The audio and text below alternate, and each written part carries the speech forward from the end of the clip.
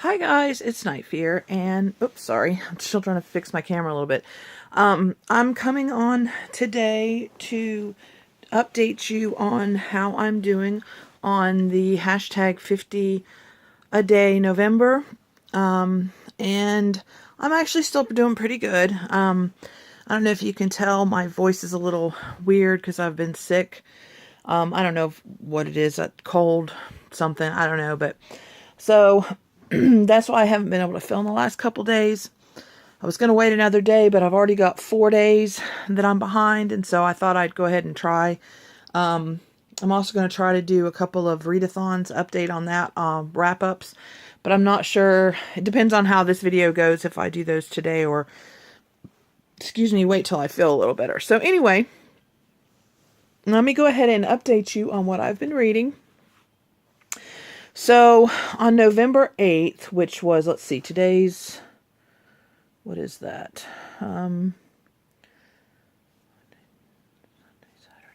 Was that Thursday, I think? I started with The Curious Incident of the Dog in the Nighttime by Mark Haddon, or Haddon. Still enjoying this at that point. I've since finished this, but we'll get on to that because I finished 3 books yesterday. So, but I can't remember to what point I was at about what's going on. But I'll just wait and tell you exactly, my thoughts when I finished it. But anyway, so I read 21 pages of this. Okay, and then I had started, I'd Rather Be Reading by Anne Bogle. I started this the other day and continued. I read 17 pages in this.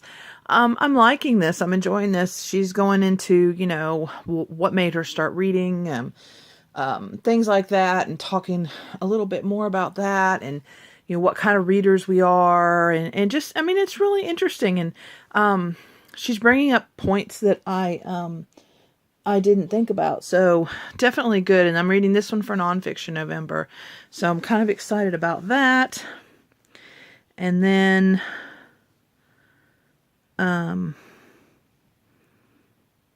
what did I just do? Oh no. Oh, anyway. I also read, some more War Storm, by Victoria Aveyard. Really still enjoying this. Loving The Red Queen. I know a lot of people don't like this, but I really am enjoying this book. Okay, and I read 18 pages in War Storm. So I read a total of 56 pages, which is still a couple more than the goal. But it's, I think, my worst reading day.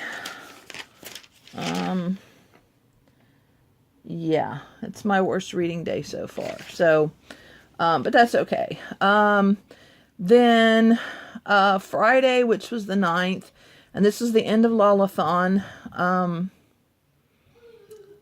And so I actually ended up reading 3 of the books, that were her favorites, because I was also trying to do Borrow-a-thon at the same time, and Nonfiction November, and trying to finish War Storm. I don't know why I do all these readathons, guys, but anyway. So on the 9th, I continue with The Curious Incident of the Dog in the Nighttime, and I read 38 more pages of that. And then I read 73 more pages of War Storm. And so I read a total of 111 pages, and that was Friday. All right, so Saturday, Borrow-a-thon ended yesterday, which was Sunday, so I was trying to finish up, and also War Storm was due Sunday on ebook, so I had to finish anything that I wanted to finish for Borrow-a-thon and finish up War Storm. So I started Dry, which is by Neal Shusterman and Jared Shusterman. And oh my goodness, guys, I thought it was more going to be more like a dystopian, like a totally like fiction book, but no. The cool thing about Dry is that as I was reading, because I read, Saturday I read, oh yeah, that's right. I also can't tell you how many pages I read because this was audio. So I read 26 chapters on the audio. And for any of those that read audio, you know how that goes. Sometimes it's not necessarily corresponding to the chapters in the book. But let's see if that'll sit like this. And loved this book. I'll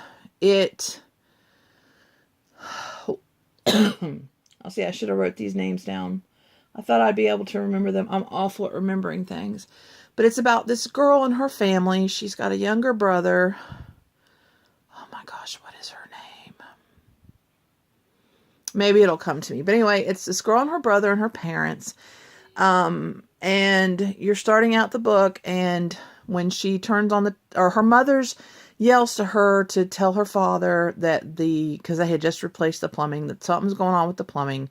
And then they find out that the water has been, because they were getting some water from the Colorado River, and that Arizona basically blocked the Colorado River and blocked because they live in California. And so that they blocked California from getting the water. And so the water completely went dry. So no, and this was without warning. It was just get up in the morning, all of a sudden, nothing comes out of the tap. And so it's why can't I remember her name? Alyssa is her name, and her little brother's name is Garrett. And then right next door there is a prepper family, and she goes to school with a son, and his name is Kensington, something like that. It's a very unusual name. And so they've been prepping, for the end of the world forever. So, but anyway, it goes on, and I mean, it's so good, but I'll continue that in a minute. Okay. So so I listened to that, and then I, did 115 more pages in Warstorm and 32 more pages in this, and that was Saturday, and that was 147 pages. Okay. So now yesterday I want to do this in the order I finished them. I finished Dry first. No, I didn't. I finished Warstorm first. So let's go back to Warstorm. So I finished Warstorm first. And I ended up giving this book 4 stars. I read the last 321 pages because I was bound and determined to finish it because it's a new book. And so if I didn't finish it, because it was due last night at, I think, midnight. And if I didn't finish it, then I would have been put back in line, and I didn't want to have to wait to finish it. So I finished this book, and like I said, I gave it 4 stars. And only reasons I gave it 4 stars, because actually it was a really, really good book. I was getting into it. It was really good. I think that she did way too many point of views in this one, because I don't want to go into who's a point of views, because if I do, then that's kind of spoilers, because then you'll know who is basically in this book. So anyway, she did too many points of view, put it that way. And then the way she ended things, I mean, it was okay. It was kind of a complete ending, but I wanted to follow. There was a couple characters that she just kind of, instead of showing us what happened, she just kind of told us what happened at the end. And I wanted to kind of experience, I'm trying to do this without spoilers, but I wanted to go where they went, and I wanted to experience a little bit, because it was so unlike these characters to go and do what they did. And I just, that was kind of frustrating. And then one of the characters, she did something that another character told her to do. And then after she did it, that other character got mad at her for doing what was told. It was just like, it was very frustrating. And then because of that, it didn't end the way I wanted it to end. And it just kind of was like, I mean, these characters went through all this, and then they didn't end up, it's like their goal to all these books was to end up at this point. And by the end of the book, they could have ended up at that point, but they didn't end up there. And it was just like, ugh. It was so frustrating. And this is supposed to be the last book. So, I mean, technically, the way it was left off, it could have another book, but I mean, this is supposed to be the last one. And if I'm wrong on this, let me know. But as far as I've read and as far as I understand, this is the last book. So, yeah. But anyway, 4 stars. Definitely love the Red Queen series. Very happy that I finished another series. Yay. So anyway, so that's that. And then I listened to the rest of Dry. And oh my gosh, guys. I am not a person that usually reads contemporary. And like I was saying a few minutes ago, this I thought was going to be a dystopian. I thought it was going to be like all dystopians, and kind of, but this book was so scarily kind of not predictory, is that even a word? Like it almost was like a prediction of what could come. I mean, nothing in this book is so far-fetched that it couldn't actually happen. And I mean, I could see it happening, and it was so real. And not only is it just the water, but they're also talking about fires in this book, and which is reminiscent of the fire, kind of what they're going through now in California. And so it's just, I don't know. And it the things that these kids had to, excuse me, guys, the things that these kids had to go through. This is a 5-star book. This is, and I read Scythe and Thunderhead by him. Of course, he didn't write it with his son, but he is I need to look up and see if he's written anything else, because I love the way he writes. I loved all 3 of those books. And this one I would definitely highly, highly, highly recommend. I listened to this on audiobook on Scribd, and it is a full cast audiobook. And him and his son actually do some of the narrator parts. And so it's very, very good. And just, and also, I don't think I've ever hated a character as much as I hate a character in this book. I'm trying to figure out if I should tell you who it is. No, I don't think so, because when you read this book, I think you'll be able to figure it out. But he's just one of those characters that you just, every time he talks and it was his part, I was just rolling my eyes, and it's like, whatever. But I could picture people that are like that that are like that. So, no, I'm not done yet. I'm talking about Dry. Go away. Hurry up. Why? Hurry up. Hurry up. So anyway, I finished this book, and it was I listened to chapter 26 through chapter 70. And once again, it was the audiobook, so I can't. So obviously, Saturday and Sunday, I read more pages than what I can tell you, because, audiobooks unfortunately don't show pages. And War Storm is actually one of those stupid ones that do the what do they call it? The location numbers. And so after I would read, I'd have to go back through and count all the pages so I could tell you how much I read. Okay, now, I also finished The Curious Incident of the Dog in the Nighttime by Mark Haddon, whatever. This one I thought I was going to give it 4 stars, but I ended up giving it 3 stars. This is about a boy who is 15 and he's autistic and he does not like to be touched. He talks about not liking yellow and not eating yellow foods and things like that, which I totally get because Christopher, not that he doesn't like green, but he won't eat green things, except for he will eat candy that's green, but anything else that's green, if it's not sweet, he won't eat it. So I started out really, really liking this book, and it revolves, and it's his point of view.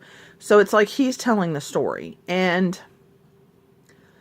he finds this dog murdered on his neighbor's lawn, and it goes from there, and he decides he's going to solve the case, and that's where the book starts. And we think it's going to be, this book where he's going to be he finds out some things about his family, and things don't go well, and he ends up on a train, and it's all about him trying to manage that, and it's just, I mean, it's not that it was a bad book. It did go a little too much sometimes in different directions where it veered way off for too long, which is why I gave it a 3. But it did, I think, do a good job representing a teenager with autism. Now, mind you, my son is only 6, but I can imagine some of the things in this book him doing, or reacting to some of the things this way. So I gave it a 3. And I would say if you know someone with autism, or about autism, you might enjoy this book more than somebody that knows nothing about it. If you don't know anything about autism, it kind of goes into a little, but you'll get bored because it's very veering off. And I have a feeling you wouldn't enjoy this book as much as someone who's been touched by autism, if that makes any sense. So that's my 2 cents. And I ended up reading 77 pages in this. And so yesterday I read 398 pages. So I'm still doing very well on the reading part. As you guys know, still sucking on the video part. But, like I said, I have a reason. I've been sick for the last couple days. Before that, I have no excuse. Other than I just suck at filming every day. So let me know down below if you're going to read any of these books or have read any of these books. I really, like I said, if you own Dry or can get it from your library or on Scribd like I did, or through Hoopla or through Overdrive or whatever, however you can get it, I would highly, highly, highly recommend this book. And I don't know if it's a genre or not, but I would kind of call it a contemporary dystopian. Is that such a thing? I don't know, but that's what I would put it in, because like I said, this is not like any other dystopian book I've ever read. So anyway, guys, thank you very much for watching. Please remember to always be kind to each other, and I'll see you again next time. Bye.